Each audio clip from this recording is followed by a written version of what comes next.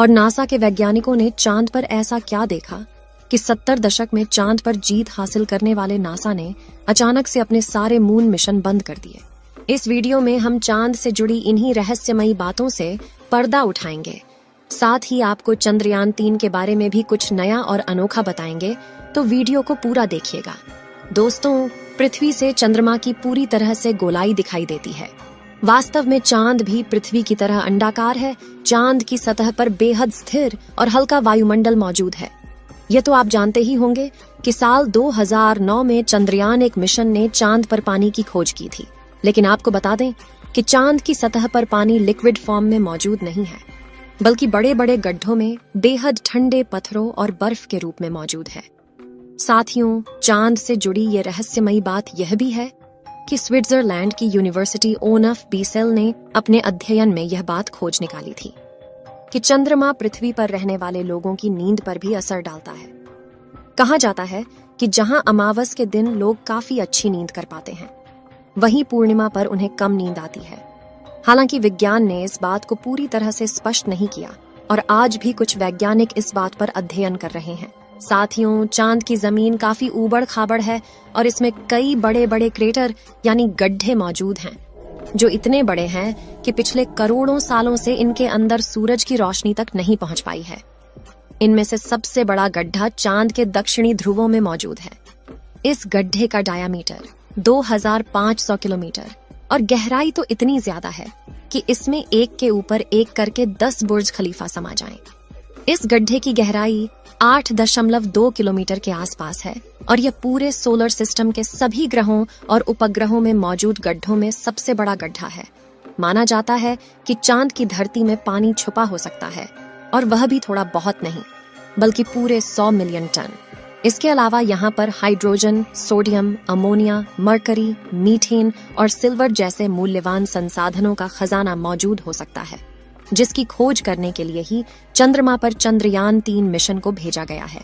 साथियों, साल 1959 में रशिया के स्पेसक्राफ्ट ने पहली बार चांद पर लैंडिंग की थी, जिसके बाद अमेरिका ने भी कई मून मिशन किए और 20 जुलाई 1969 को नासा के अपोलो मिशन के दौरान एस्ट्रोनॉट नील आर्मस्ट्रॉन्ग और बज एल्ड्रिन ने चांद पर पहली बार कदम रखा था।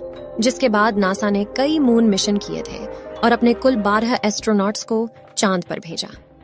एस्ट्रोनॉट्स ऐसे व्यक्तियों को कहते हैं जो पृथ्वी के वायुमंडल से ऊपर जाकर अंतरिक्ष यानी चांद पर जाकर रिसर्च करते हैं। लेकिन दिसंबर 1972 में अपोलो 17 मिशन के बाद नासा ने अचानक से इंसानों को चांद पर भेजना बंद कर दिया, जिसके लिए उन्होंने कारण दिया कि चांद पर फिलहाल ऐसा कुछ नहीं है जिसकी रिसर्च की जा सके। लेकिन कुछ लोगों का यह भी कहना था कि नासा ने असली कारण को छुपाया है। नासा के द्वारा भेजे गए इन 12 में से कई अंतरिक्ष यात्रियों ने चांद पर कुछ अजीब सी आवाज भी सुनी थी, तो कुछ ने चांद पर बनी अजीब ब्रिज और कूलिंग टावर जैसी रचना को भी देखा था। वहीं चांद की खोज में वैज्ञानिकों को एक सैटेलाइट जैसी रचना भी दिखी थी और वैज्ञानिकों के मुताबिक इसका अपने आप बनना नामुमकिन है। हालांकि नासा ने कभी इस बात पर आधिकारिक बयान नहीं दिया था, लेकिन नासा के वैज्ञानिकों ने कई बार यह कबूला कि चांद पर एलियन का बसेरा हो सकता है। फिलहाल यहाँ सबसे ज्यादा गौर करने वाली बात यह है कि ये सभी मिशन चांद के उत्तरी ध्रुव पर किए गए थे, जहां पर लैंडिंग करना चांद के दक्षिणी ध्रुव के मुकाबले काफी ज्यादा आसान माना जाता है।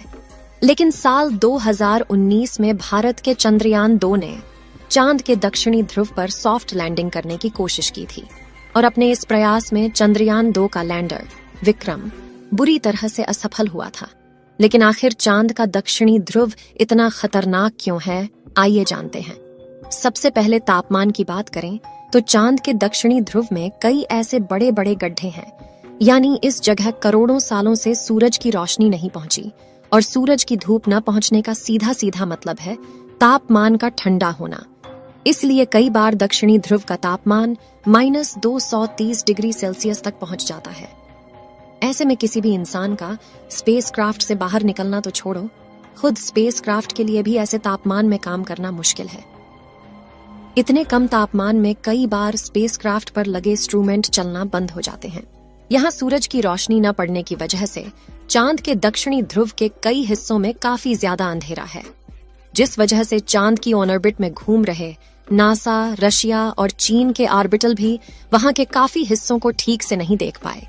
यानी कि उन हिस्सों में क्या हो सकता है यह किसी को नहीं पता। ऐसे में वहां जाना सबसे बड़ी चुनौती है। इसके अलावा चांद के दक्षिणी ध्रुव की जमीन उत्तरी ध्रुव से ज्यादा ऊबड़ खाबड़ है। वहीं यहाँ पर कुछ सेंटीमीटर से लेकर 2500 किलोमीटर तक के बड़े बड़े गड्ढे हैं। आपको बता दें कि इसरो के मुताबिक धरती से चांद की दूरी करीब 3,84,400 किलोमीटर है। ऐसे में इतनी दूरी पर लैंडर से डीप स्पेस कम्युनिकेशन बनाए रखना काफी मुश्किल होता है, क्योंकि इतनी दूरी पर रेडियो सिग्नल कमजोर हो जाते हैं और एंटीना से बहुत ज्यादा बैकग्राउंड नॉइज आता है। साथ ही अपने कक्षीय गति यानी कि ऑर्बिटल मोशन की वजह से चांद लगातार अपनी पोजीशन बदलता रहता है। ऐसे में तय की गई लैंडिंग साइट पर पहुंचने के लिए लैंडर को भी सही मोशन पकड़े रहना पड़ता है। इसके अलावा चांद पर पृथ्वी से कम ग्रेविटी है और बहुत पतला वातावरण है। साथ ही चांद के दक्षिणी ध्रुव में काफी बड़े बड़े पत्थर और गड्ढे होने के साथ धूल उड़ती है और ये सभी कारण किसी भी लैंडर को लैंडिंग करने में काफी चैलेंज देते हैं। पिछली बार चंद्रमा की सतह से 2.1 किलोमीटर पर चंद्रयान 2 के लैंडर से इसरो का संपर्क टूट गया था और इन्हीं में से किसी एक कारण की वजह से वह चांद की सतह पर क्रैश लैंडिंग करके तबाह हो गया था। लेकिन पिछली बार आई मुसीबत से सीख लेकर इसरो ने चंद्रयान 3 के लैंडर विक्रम को पहले से ज्यादा एडवांस्ड और पावरफुल बनाया है। जैसे कि चंद्रयान 2 के विक्रम लैंडर में 5 थ्रस्टर्स थे, लेकिन चारों तरफ सही संतुलन बनाए रखने के लिए चंद्रयान 3 के लैंडर में बड़े और एडवांस 4 थ्रस्टर्स लगाए गए हैं। इसके अलावा इस बार के विक्रम लैंडर में लेग्स को बड़ा और मजबूत कर दिया गया है। साथ ही इसकी फ्यूल स्टोरेज कैपेसिटी को भी बढ़ाया गया है। वहीं उसमें लगे कम्युनिकेशन डिवाइस भी एडवांस तकनीक का इस्तेमाल कर रहे हैं, जिससे इस बार लैंडर इसरो से संपर्क न तोड़े। और सबसे जरूरी बात कि सॉफ्ट लैंडिंग सीक्वेंस को भी काफी हद तक सुधार दिया गया है। इन सभी बदलावों से चंद्रयान 3 के लैंडर को चांद की सतह पर सॉफ्ट लैंडिंग करने में आसानी होगी। साथ ही उन सभी बदलावों को टेस्ट करने के लिए सिमुलेशन चलाकर विक्रम लैंडर की हजारों बार टेस्टिंग की गई है, जिसमें ठंडे तापमान में उपकरण चल रहे हैं कि नहीं, उनकी जांच करना, लैंडर के पैरों की मजबूती टेस्ट करना, कम ग्रेविटी में थ्रस्टर्स टेस्ट करना, ऊबड़ खाबड़ सतह पर लैंड करवाना, ये सभी शामिल है। और इसकी लैंडिंग साइट यानी चंद्रमा की धरती पर उतारने की जगह इसको भी पहले से ज्यादा बढ़ाकर 4x2.4 किलोमीटर की लोकेशन चुना गया है। और यदि सब कुछ प्लानिंग के मुताबिक रहा तो 23 अगस्त के दिन विक्रम लैंडर को चांद की सतह पर लैंड करवा दिया जाएगा। अगर चंद्रयान 3 ने सफलतापूर्वक लैंडिंग कर ली तो भारत पहला देश होगा जिसने इतनी भयानक जगह पर लैंडिंग करवाई है। चंद्रयान 3 के सफल होने की दुआएं आप कमेंट बॉक्स में करते रहें। चलिए दोस्तों, इस वीडियो को यहीं पर खत्म करते हैं। इस वीडियो को एक लाइक जरूर करें और अपने मित्रों तक इस वीडियो को शेयर करें ताकि उन्हें भी जानकारी मिल सके। और अपने भरोसेमंद चैनल को सब्सक्राइब जरूर करें और बेल आइकन को ऑल पर सिलेक्ट करना बिल्कुल ना भूलें।